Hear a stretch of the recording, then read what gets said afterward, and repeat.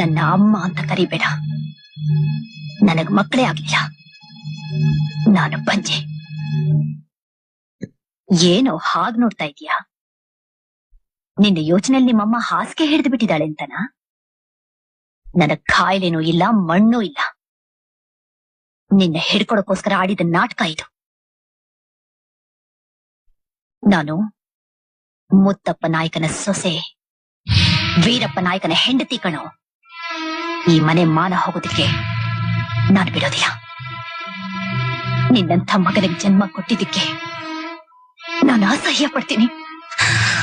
ಎದೆನ ನೆಟ್ಟಗ್ ಮಾಡ್ಕೊಂಡು ಓಡಾಡ್ತಿದ್ದ ವಂಶ ಕಣೋ ಇದು. ನಿಮ್ಮಪ್ಪ ಬೀದಿಲ್ ನಡ್ಕೊಂಡು ಹೋಗ್ತಾ ಇದ್ರೆ ಊರೇ ಎದ್ ನಿಂತು ತಲೆ ತಗ್ಸೋದು. ಅಂಥದ್ರಲ್ಲಿ ನೀನು ಅವ್ರನ್ನೇ ತಲೆ ತಗ್ಸೋ ಹಾಗೆ ಮಾಡ್ಬಿಟ್ಟಿಯಲ್ಲ.